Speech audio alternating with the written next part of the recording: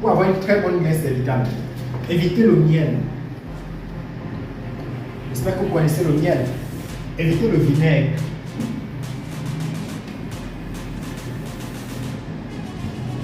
Et évitez le sel. Bon nombre d'entre vous m'ont appelé, question de savoir exactement comment se produit la glaire cervicale au sein de la femme. Mais cette vidéo va vous expliquer de A à Z comment l'organisme de la femme sécrète la glaire cervicale.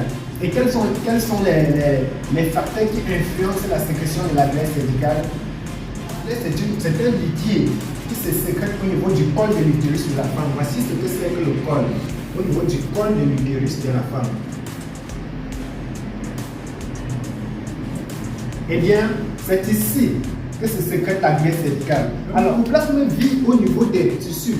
Le mycoplasme vit au niveau du col de l'utérus. C'est ce mycoplasme qui empêche. Ça empêche complètement la sécrétion de la glaire cervicale au niveau du col. C'est pour ça que beaucoup de la glaire a été modifiée. En fait, on constate qu'ils ont une sécheresse de la glaire pendant leur période féconde.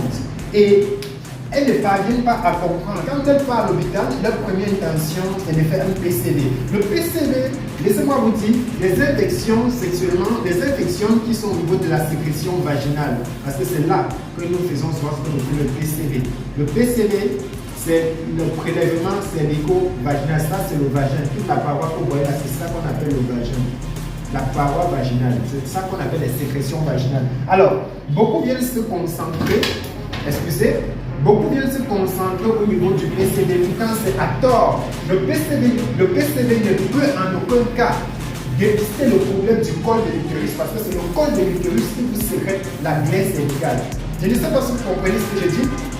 Si vous êtes en période féconde et que vous êtes infecté du mycoplasme, soit la glaire cervicale, les femmes qui souffrent de la conception, des problèmes de fertilité, vous ne pouvez pas féconder sa glaire cervicale, c'est impossible. Vous ne pouvez pas féconder quand vous avez le mycoplasme avant-même. Non, la glaire n'est pas sécrétée par les ovaires, la glaire est sécrétée par le col de l'utérus. Le col de l'utérus, la cervix sécrète ce qu'on appelle la glaire cervicale. C'est-à-dire que vous devez vous concentrer à ce niveau. C'est vrai qu'il y a une infection à mycoplasme. Vous avez aussi également des infections telles que le HPV. Le HPV, c'est ce qu'on appelle le cancer du col de l'utérus, qui peut aussi en même temps entraver la sécrétion de la glaire. Parce que le mycoplasme sécrète des toxines qui empêchent la production de la glaire cervicale pendant votre période féconde. Une femme qui sécrète la glaire cervicale, c'est une femme qui est très féconde. Très féconde. Pourquoi? La glaire cervicale joue un rôle de catalyseur pour la fécondation. Quand vous entendez, c'est une hormone qui accélère la production de la fécondation. La glaire cervicale également joue un rôle. Ça joue un rôle de sélection, ça joue un rôle de tri. Donc ça permet de sélectionner les spermatozoïdes viables. La glaire, étant donné que c'est bouillant, les déchets en quelque sorte. Quand on dit mort, ce sont les déchets des spermatozoïdes. Ce sont ceux qui sont viables qui vont pouvoir, grâce à la glaire, à ce niveau, qui vont pouvoir entrer dans l'utérus pour chercher à trouver l'ovule qui sera sécrété, l'ovule qui sera sécrété par, l'ovule qui sera injecté par les ovaires pendant votre période féconde. Et notez aussi que la dernière fois, notre précédente vidéo parlait des trompes, des salpinges. Je crois que je vous avais parlé des salpinges. Les salpinges, la dernière fois, ça sont les trompes. Donc, c'est-à-dire que si ces trompes également aussi sont influencées par un tuyau, ou bien enflammées, forcément même, l'ovule s'il va avoir un problème. C'est pour ça qu'on vous dit, faites très attention à vos ovaires. Donc, ce que je suis en train de dire ici, c'est quoi? On va parler de la glaire uniquement. Déjà, si vous n'avez pas de glaire, ça sert à rien de gaspiller votre argent pour aller, je ne sais pas, acheter des médicaments d'ovulation pour stimuler l'ovulation. Parce que ce que vous vivez aujourd'hui, c'est que vous êtes sur les réseaux sociaux, on vous présente tellement de médicaments pour tomber enceinte. Et vous achetez presque tout au bon moment pour consommer. Vous dites souvent que c'est qui marche. Mais sachez que c'est ça qui vous tue. Parce que vous ne pouvez pas prendre un tour. Vous ne pouvez pas constater. Par exemple, vous voyez, peut-être que chez cette femme, vous allez voir que si sa FSH est normale, et que sa RH aussi est sécrétée et que c'est normal.